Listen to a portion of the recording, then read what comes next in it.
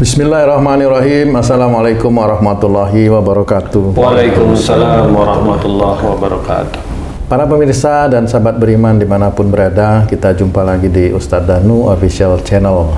Semoga kita selalu senantiasa dalam lindungan Allah Subhanahu wa Ta'ala. Amin amin ya rabbal alamin. Di video kali ini kita akan ngaji lagi bersama guru kita Pak Ustadz Danu yang sudah hadir di sini bersama kami. Assalamualaikum Pak Ustadz. Waalaikumsalam warahmatullahi wabarakatuh. Amin. Assalamualaikum Bang J. Waalaikumsalam Pak Tung. Sehat Pak Tung? Alhamdulillah. Situasi di luar panas sekali cuaca aja ya. Iya. Beberapa hari ini luar biasa. Panas di mana-mana. Bukan beberapa hari, udah sebulanan. Air kering di mana-mana. Kecelakaan juga. Tapi bukan itu yang kita bahas kali ini Bang J. Apaan? Misalnya Pak Ustadz ya, kalau misalnya dulu misalnya, wah saya tuh bisa bangun gedung itu bisa berdiri sekian lantai karena saya tuh dulu, misalnya seperti itu. Terus, itu jembatan itu kalau ndak ada saya nggak jadi, gitu. Atau orang tuh sukses dulunya saya yang ngajarin. Itu yang paling banyak. Bener yang paling. Kamu kalau ndak saya terima di sini, keluargamu mau makan apa, Mas? Kalau yang seperti itu, kata-kata itu, kadang-kadang saya sendiri yang mendengar itu juga, wih, kok agak aneh nih ya, gitu. Apalagi yang masalah seperti ini, Pak Ustadz. Kamu kalau ndak saya terima kerja di sini, wah, anak istrimu mau makan apa, Masya Allah. Kalau yang seperti itu, bagaimana itu menurut Pak Ustadz ya? Iya.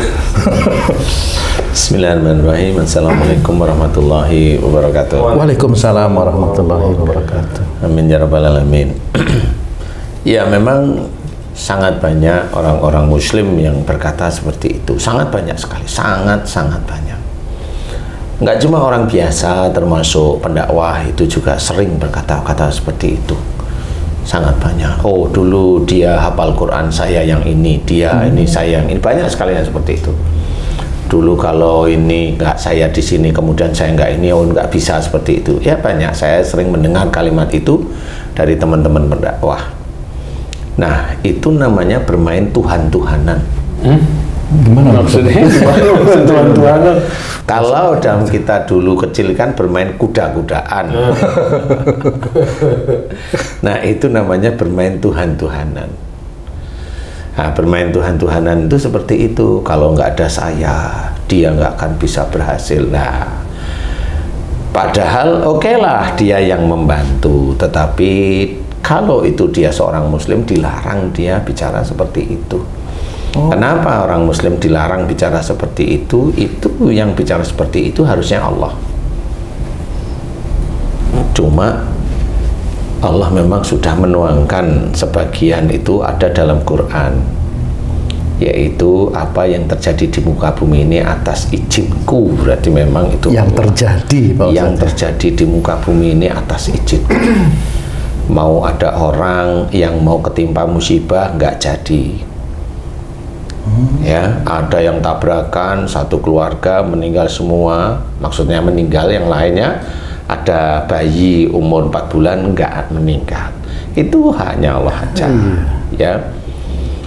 Nah, orang yang berani bicara seperti itu, kalau gedung ini ndak aku bangun ndak bisa. Jembatan ini kalau nggak ada saya nggak bisa. Orang itu kalau nggak saya tolong, dia nggak akan bisa seperti itu. Dan banyak kalimat itu terucap oleh orang-orang muslim, saudara-saudara kita, yang seperti itu kurang lebihnya. Kamu kalau nggak saya nikahin, kamu nggak bisa seperti ini. Ya itu ya sama aja. Ada lagi yang maaf kayak ini Pak Ustadz. Itu anak sudah saya sekolahkan tinggi-tinggi, malah tidak mau berbakti kepada saya itu. Ah, itu malah benar. Itu malah benar malah itu Pak Ustadz. Oh iya. Ya, karena dia bercerita. Iya. Malah dia bercerita, ya memang kamu orang tuanya memang sejak dulu juga nggak bisa berbakti sama orang tuamu, gitu. Itu malah benar kata-kata itu. Karena dia menyekolahkan itu kan hanya nyekolahin aja. Perilaku kan perilaku orang tuanya. Kan gitu ya, perilaku orang tuanya. Jadi Jangan merasa kita seperti Tuhan. Kalau istilahnya kita itu meminta atau menyembah, meminta bukan kepada selain Allah, itu dianggap syirik.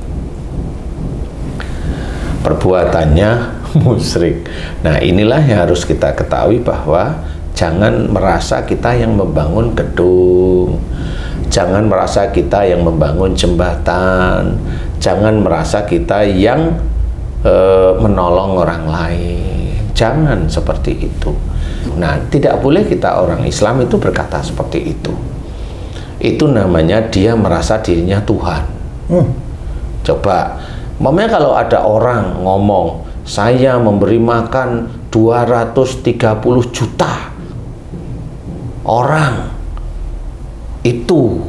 Nah, sebenarnya kalau dia seorang Muslim, loh, ini orang ini lupa atau memang dia itu sombong sejak dulu, kan gitu. Kalau orang Muslim lupa, nggak mungkin dia itu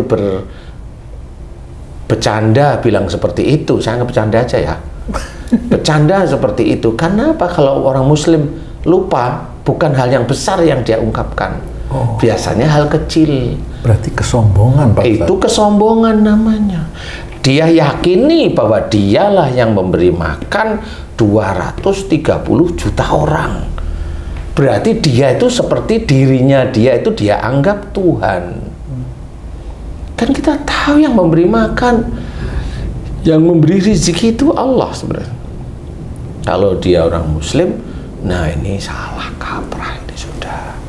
Disitulah sebenarnya itu syirik yang paling kuat. Dan biasanya orang Muslim yang seperti itu sulit diberi nasihat. Sulit.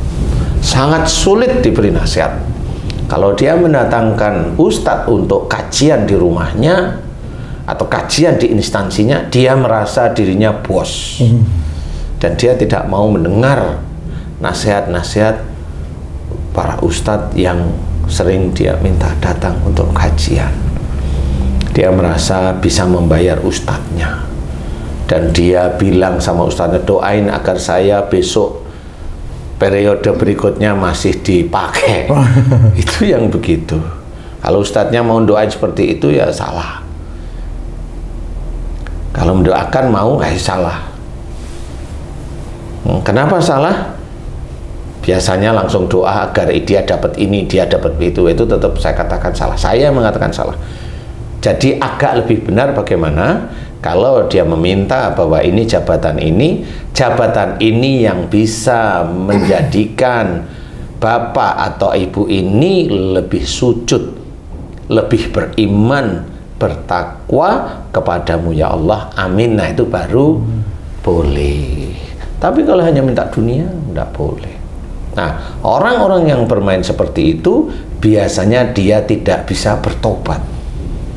Dia tidak bisa bertobat, ya Allah ampuni dosa-dosa syirikku. Gak bisa. Gak bisa orang-orang seperti itu. Susah. Hidayah itu diberikan oleh Allah Ta'ala jika orang tersebut itu mau merangkak untuk mendekat pada Allah Ta'ala. Mau merangkak. Merangkak itu mau mendengarkan nasihat orang lain. Kalau dia dekat dengan ustadz atau ulama, mau dia dengarkan. Walaupun hartanya itu banyak, tapi dia masih mau mendengarkan. Insya Allah orang-orang itulah yang nanti diberi hidayah oleh Allah Ta'ala. Nah, orang seperti itu jarang. Maksudnya itu yang diberi hidayah dengan kondisi hartanya banyak, tapi dia itu senantiasa tawadu, ini jarang. Jangan, kalau kita nggak boleh. Anak saya kalau nggak saya iniin nggak seperti ini, nggak boleh seperti, walaupun itu anak tidak boleh. Loh, kan saya menyekolahkan, loh saya kan ngeleskan, loh saya kan mengajarkan begini. Iya, pertanyaannya adalah uangnya siapa? Uangnya saya. Kamu dapat uang dari mana? Dari bekerja. Bekerja apa yang kamu gunakan? Otak saya. Otakmu siapa yang memiliki? Mulai dia diem. Nah, nggak bisa jawab toh. Otak kita itu miliknya Allah. Makanya besok itu di akhirat otak kita akan bersaksi untuk apa otak kita. Kalau suuzon, Ya nanti otak itu akan menjawab, sama seperti tangan dan kaki yang bersaksi pada surat Yasin. Itu juga sama, otak kita bersaksi. Selain otak apa? Mulut. Karena apa? Merencanakan sesuatu, diskusi, menentukan. Mulut. Mulutmu punya siapa? Nih, nggak bisa jawab dia. Dia bekerja dari rumah ke kantor mamanya. Kakimu milik siapa? Ya, nggak bisa jawab. Kamu naik apa? Naik Maybach mamanya. Amin. Iya, Maybach milik siapa? Milik tetangga. Oh, milik Pak Ustadz gitu. Amin. Jadi itu juga harus difikirkan. Makanya jangan merasa kita memiliki terhadap sesuatu. Membanggakan tadi itu termasuk syirik juga itu, seperti itu, Pak? Ya, membanggakan sesuatu itu fasik, membanggakan nasab, membanggakan harta, membanggakan pekerjaan, itu dianggap oleh Allah Ta'ala fasik. Nah, kalau sudah fasik, Allah di ayat yang lain menceritakan fasik itu termasuk kafir. Makanya kita harus belajar. Semua harus belajar. Membanggakan dirinya, kalau dirinya itu seorang pendakwah, ya tidak boleh. Semua itu tidak boleh yang begitu-begitu. Tidak boleh. Mamanya kamu bangga insinyur ya nggak boleh. Dulu juga sering-sering juga gitu tuh, sedikit-sedikit gitu. Ya, tapi yang saya seneng dulu itu kamu tuh nggak sering bangga insinyurmu kepada istrimu, itu kamu nggak sering bangga. Ustaz tanya, Ustaz, sebelum saya ditembak. Alhamdulillah aku diselamatkan ya. Diselamatkan itu namanya. Saya nanya. Iya, monggo. Ustaz, syirik ini adalah salah satu atau mungkin yang terbesar dosanya terhadap Allah, Ustaz. Yang itu nggak cuma terbesar, itu tidak diampuni. Tidak diampuni, bahkan kekal di dalam neraka selamanya. Betul. Itu untuk orang Muslim loh ya. Iya. Kalau untuk orang non Muslim nggak usah dibahas. Ya. Betul. Nah, manusia yang syirik jelas-jelas adalah seperti Fir'aun yang mengaku dirinya Tuhan. Itu udah jelas syiriknya. Nah, saudara-saudara kita yang Muslim ini hampir tidak ada yang mengaku dirinya Tuhan, Ustadz. Ya. Namun sifat-sifat yang tanpa disadari atau memang nggak tahu menjadikan dirinya itu masuk ke ranah syirik. Mengaku bisa berbuat atas seseorang. Misalnya orang terkenal tuh karena dulunya tuh saya yang jadikan dia terkenal. Kemudian orang sukses, dulunya dia hidup di rumah saya tuh. Kalau nggak saya tolong nggak seperti itu. Nah, seperti itu adalah sifat-sifat syirik yang hampir sejajar dengan mengaku dirinya Tuhan jelas-jelas. Gimana Ustadz supaya orang itu paling tidak tuh berpikir 2-3 kali untuk berkata seperti itu sehingga terhindar dari sifat syirik yang halus gitu, Ustaz. Ya, ya. Memang itu ada kesulitan-kesulitan bagi saudara-saudara kita termasuk kita untuk menjadi selalu ingat sih. Makanya di kajian kita kan selalu mengingat bahwa tubuh kita itu milik Allah. Jangan merasa memiliki. Kalau ada sakit itu dosa kita. Kalau ada nikmat itu dari Allah, kan gitu. Kemudian kita bisa menyelesaikan solusi, memberikan solusi, menyelesaikan masalah. Kita bisa menyelesaikan masalah, ingat ya, itu selesai karena Allah. Karena apa? Kita menyelesaikan lewat otak. Otak ini milik Allah. Kita bisa berpikir dengan bagus, itu juga pikiran itu titipan Allah. Mulut kita digunakan untuk memberikan masukan, nasihat kepada seseorang sehingga masalahnya selesai. Mulut kita milik Allah. Makanya jangan sampai kita itu bilang, itu keluarga itu dulu mau bercerai, setelah saya kasih nasihat tidak bercerai. Sampai sekarang dia kalau nggak saya tolong. Nah, itu tidak boleh sudah. Karena pada waktu dia itu memberikan solusi, itu masih ditunggu oleh malaikat. Pada saat dia memberikan solusi itu, kapan dia ada ujub riak sombongnya. Dia nggak sebulan nggak keluar, 1 tahun nggak keluar, 5 tahun nggak keluar, 10 tahun bablas akhirnya. Itu juga sama, karena semua perbuatan-perbuatan yang kita kerjakan itu terkait dari mulai akhir balik hingga saat ini, itu terkait semuanya. Sehingga kapan nanti Allah akan memberikan nikmat, itu hanya Allah. Dan kapan Allah akan memberikan musibah, bagian, saya bilang bagian dari ujian, itu juga hanya Allah Ta'ala, agar kita itu mengingat sebenarnya, sehingga kita harus belajar.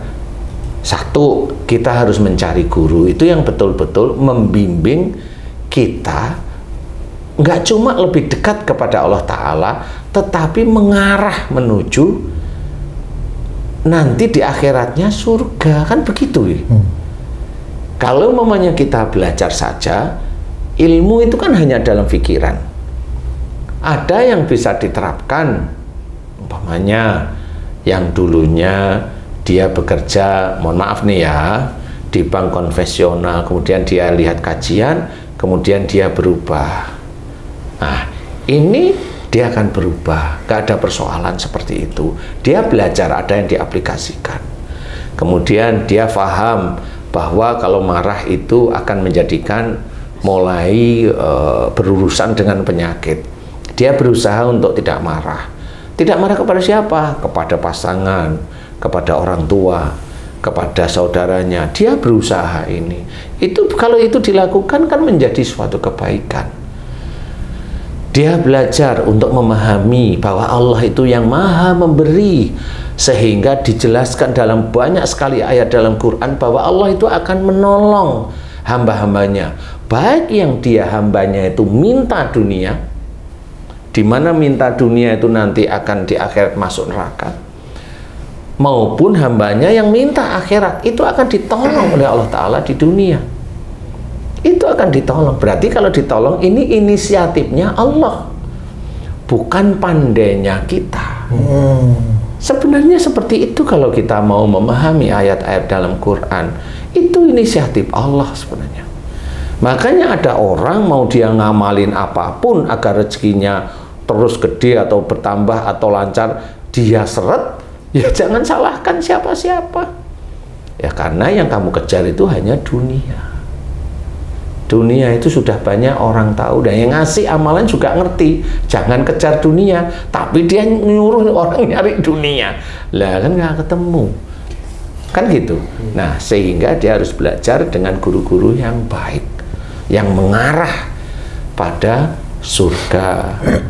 Kajian jangan banyak bercanda, karena banyak bercanda itu nanti hati kita itu akan beku.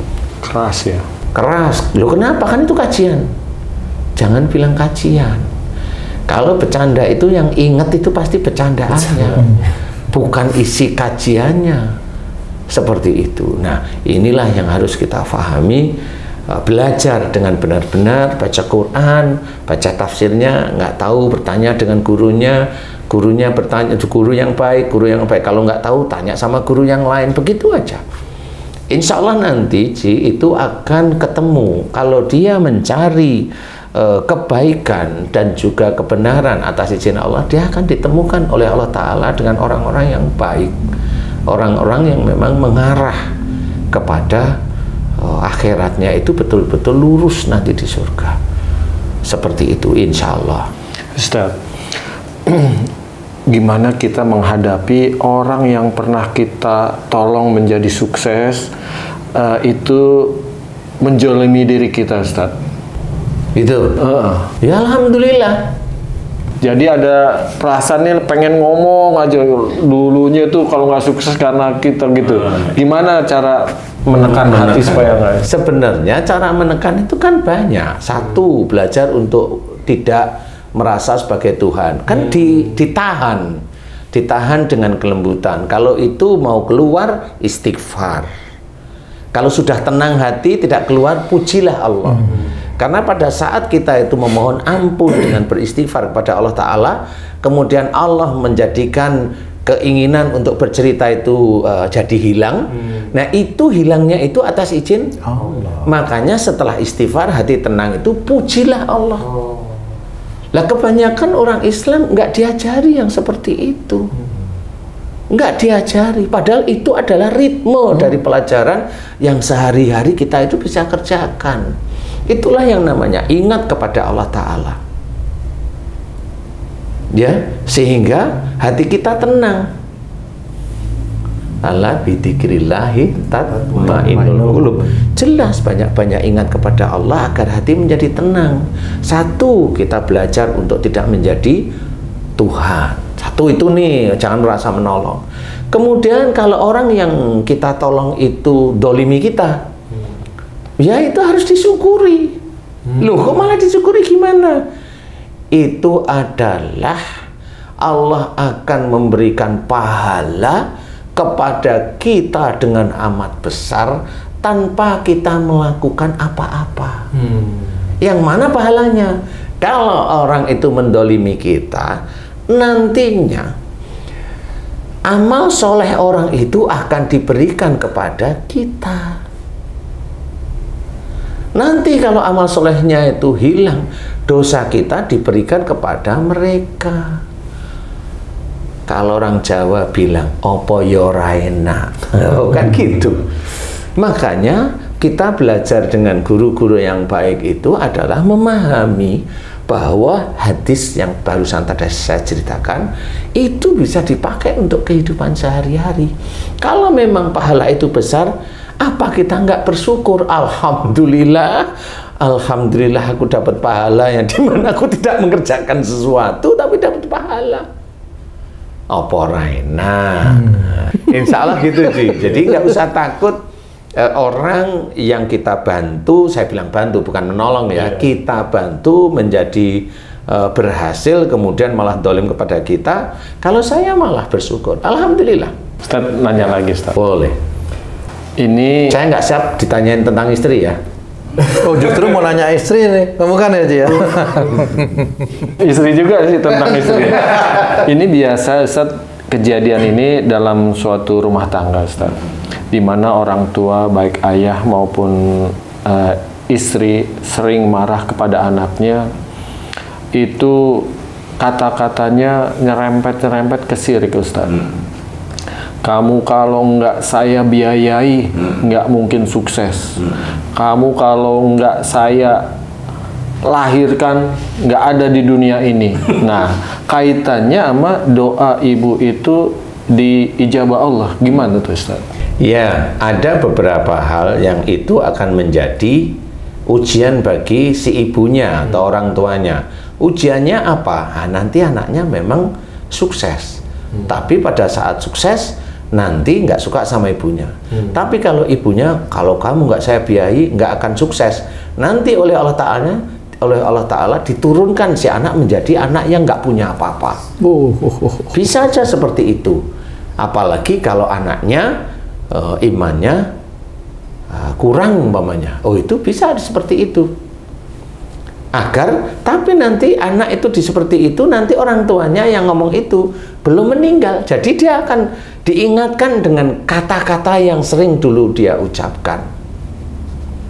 Nah, ini juga harus hati-hati. Makanya kita ambil salah satu hadis bahwa bicara orang muslim, nah, itu adalah doa. Jadi kita harus pahami seperti itu. Hadis itu memang benar.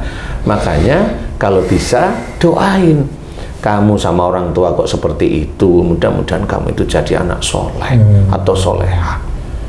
Itu doa yang baik. Kalau sama istri yang sulit sekali nasihatin, ya sama doanya. Kamu itu kalau dikasih tahu kok susah sekali. Jadi istri kok beler aja. Tahu beler nggak?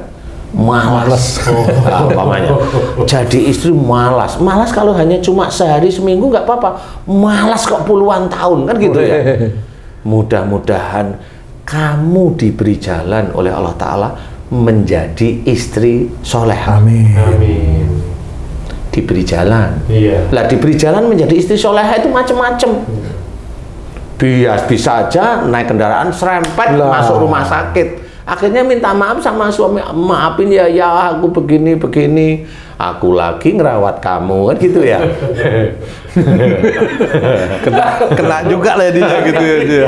Kan gitu. Jadi cara Allah akan menjadikan seorang itu mau soleh kayak mau doa itu macam-macam. Jangan dianggap kalau kita doa menjadi soleh atau solehah umpamanya, istri yang solehah tadi ya maksud saya. Itu terus enak, nyaman, tidur di kasur empuk, terus dia enak dikelilingi bidadari kalau dia cowok, dikelilingin bidadara kalau dia istri kan. Enggak begitu cara Allah Ta'ala. Atau doanya Ustaz? Apa? Supaya saya jadi senang gitu. Suaminya doa suaminya supaya Enggak saya boleh. Emang ada senang gitu? Senang tuh, senang hati aja. Enggak boleh. Senang itu biasanya sifat dari orang-orang yang agak jauh dari Allah. Oh, astagfirullahaladzim. Senang ya, itu sifat dari orang agak jauh. Wah, aku seneng, aku begini-begini. Nah, itu kan ada nafsu di situ. Makanya saya bilang agak jauh ya. Tapi kalau ada orang dekat sama Allah Ta'ala, senang itu dia nggak akan ngomong. Dia kan selalu mau apa namanya, memuji Allah. Walaupun dia pujiannya juga tidak keras, sehingga orang di sebelahnya pun nggak tahu bahwa dia hatinya senang. Atau dia sulitan sama kesenangan berdempetan nih Ustaz. Gimana Ya. Kalau dikasih senang, dia akan berpikir, aduh nanti dapat ujian, jadi dia nggak bisa senang. Kalau dikasih kesulitan, wah ntar ada kesenangan, nanti ada kesenangan nih. sebenarnya kalau ngiyam diri. Ya, jadi sebenarnya kesulitan dan sesuatu yang menjadikan hati kita itu senang hati ya, senang. Saya bilang bukan saya senang ya, menjadikan hati kita senang itu semuanya itu atas izin Allah. Jadi flat aja, flat aja. Kalau senang ini dari Allah. Kalau ini ada sesuatu yang tidak menyenangkan kita, itu dari perbuatan kita. Kenapa? Lu sudah dijelaskan oleh Allah Ta'ala. Ma sobaka min hasanatin fa min Allah, wa ma sobaka min sayyatin fa min nafsik. Jadi apa saja nikmat yang kau terima dari sisi Allah. Makanya kalau sesuatu yang menjadikan hati kita itu senang, pujilah Allah, itu dari Allah. Kalau sesuatu yang tidak nyaman, itu dari diri kita. Jadi nggak usah yang aneh-aneh, belajar flat itu biasa. Sehingga kalau kita diberi kesenangan oleh Allah Ta'ala, kita nggak bangga, nggak seneng, nggak hura-hura, ya nggak, biasa aja. Kalau kita diberi ujian oleh Allah Ta'ala, menurut kita itu kurang nyaman, ya biasa saja. Jadi itu mudah-mudahan bisa menjadi pengingat. Amin. Jadi jangan menjadi diri kita Tuhan bagi orang lain. Karena itu sesuatu yang dibenci oleh Allah Ta'ala, tapi disukai. Disukai siapa Ustaz? Setan. Cocok. Bener. Kan gitu. Astagfirullah. Jadi jangan lakukan itu, karena nanti akan bertemu dengan gerombolan para setan di neraka. Udahlah, jangan ya, jangan merasa kita bisa ini, bisa itu, bisa, enggak usah. Jangan merasa diri kita itu seperti Tuhan. Dan orang Muslim yang seperti itu sangat jarang sekali sadar, dan dia akan tidak bisa memohon ampun karena tidak tahu, karena kesombongannya. Jangan juga merasa ngasih makan 230 orang juta. Ya jangan loh, jadikan dia kayak Tuhan nantinya. Ya jangan seperti itu, gitu. Nah, belajar dari situ. Sebelum nanti dia itu benar-benar, dia orang yang betul biasanya enggak pernah mohon ampun. Makanya di sini harus hati-hati, jangan bicara yang aneh. Jangan bilang kalau dia tidak saya tolong, nggak boleh seperti itu. Kita belajar, walaupun gini dedek-dedek, itu setan di dalam dada, yang selalu menginginkan kita itu akan ujub, riya, sombong, itu akan muncul. Mudah-mudahan ini bisa kita jauhi ya. Amin. Sehingga kita belajar untuk lebih tawadhu dalam semua sisi. Amin. Amin. Wallahu a'lam. Amin. Alhamdulillah. Terima kasih banyak Pak Ustadz nasihatnya untuk kita berdua dan juga mungkin untuk semua para pemirsa dan sahabat beriman dimanapun berada. Yuk kita sama-sama hati-hati menggunakan tubuh ini, karena tubuh ini adalah titipan Allah Subhanahu wa taala. Mudah-mudahan video kami kali ini bisa bermanfaat untuk meningkatkan iman dan takwa kita kepada Allah Subhanahu wa taala. Saya Tung pamit diri. Wassalamualaikum warahmatullahi wabarakatuh. Waalaikumsalam warahmatullahi wabarakatuh. Alhamdulillah.